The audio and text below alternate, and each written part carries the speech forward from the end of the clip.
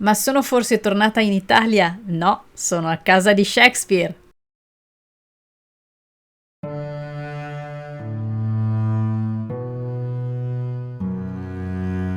Sono a Stratford-upon-Avon perché da qui partiva il pulmino del tour delle Cotswold del video precedente. Per arrivare qui dalla casa delle sorelle Brontë ho fatto un viaggio della speranza con 4 mezzi e 3 cambi. Visto che sono qui, la visito.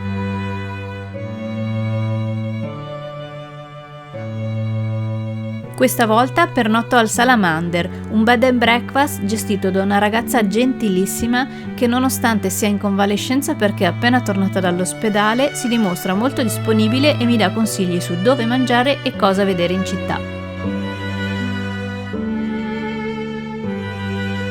Il bed and breakfast è una classica casa inglese su 2 piani, ben ristrutturato, pulito, con una camera tripla tutta per me, compresa di necessario per il tè più biscotti, ma soprattutto con il riscaldamento funzionante, che dopo tutti questi giorni di viaggio devo fare bucato con i calzini e stendere sul termosifone.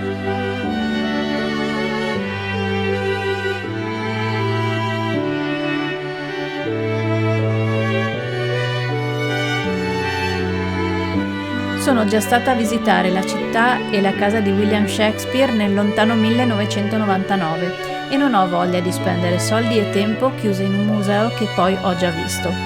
Accetto quindi il consiglio della padrona di casa che mi suggeriva una passeggiata attorno al fiume Avon.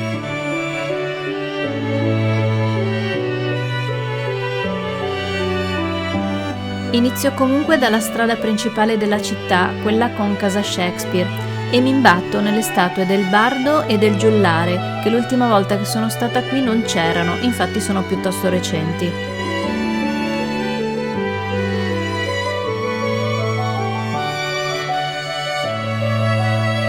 Shakespeare ha vissuto e lavorato a Londra, ma è nato, si è sposato ed è morto qui a Stratford. Visitare la casa di famiglia costa 20 sterline. Ma se si pianifica di visitare anche la Shakespeare New Place, che è la casa che si è comprato quando ha fatto fortuna, e il cottage dove è vissuta la moglie prima di sposarlo, allora il totale è più ragionevole, perché è 27 sterline. Io comunque preferisco vivere dei ricordi del 99 e vado verso il fiume.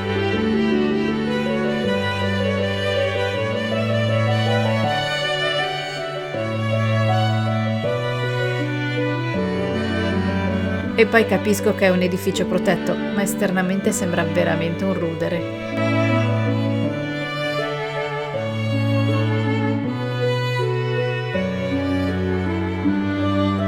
Anche al fiume mi imbatto in delle statue, ma questa volta sono parte di un memoriale del 1888.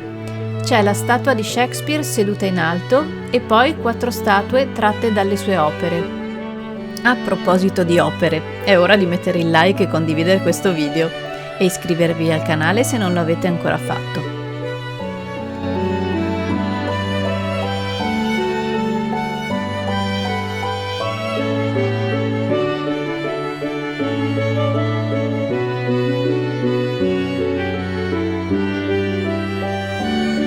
Partendo dalle statue, il mio giro prevede di camminare su una sponda e attraversare l'Avon all'altezza della Holy Trinity Church, la chiesa dove è sepolto William Shakespeare, per visitarla. Dopodiché tornare indietro dall'altra sponda. E comunque la strada è chiusa di qua. Oh, povera Stella.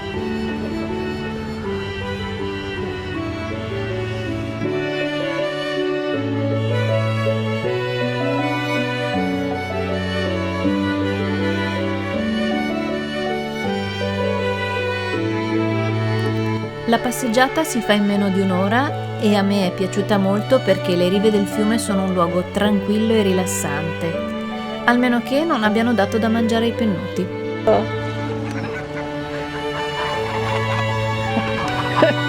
Aiuto, non ho niente!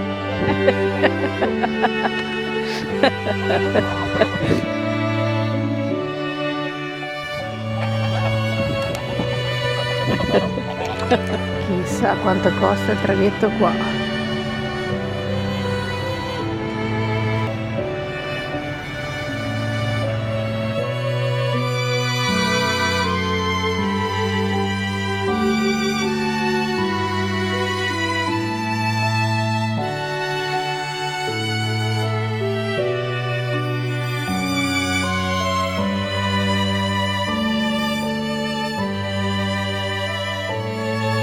La Holy Trinity Church è dove è stato battezzato e dove è stato sepolto William Shakespeare.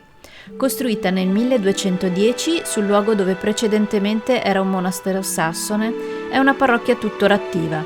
Si può entrare liberamente, ma viene richiesto un contributo per la parte più antica, dove si trova la tomba del bardo.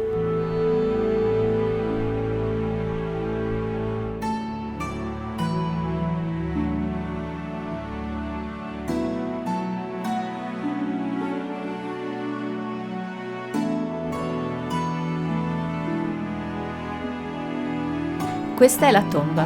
William è sepolto qui assieme alla moglie Anne e ad altri parenti.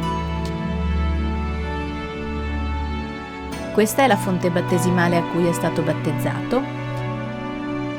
Questi sono i documenti che attestano data del battesimo e data in cui è stato seppellito.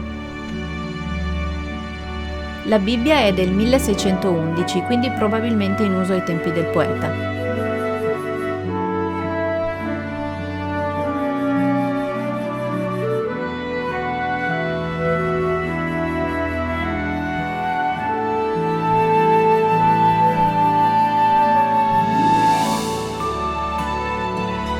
Tornando indietro, per finire mi imbatto nel Royal Shakespeare Theatre e nella nuova casa di Shakespeare, la New Place.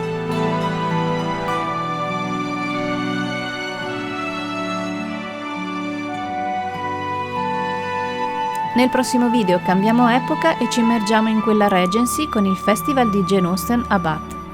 A presto!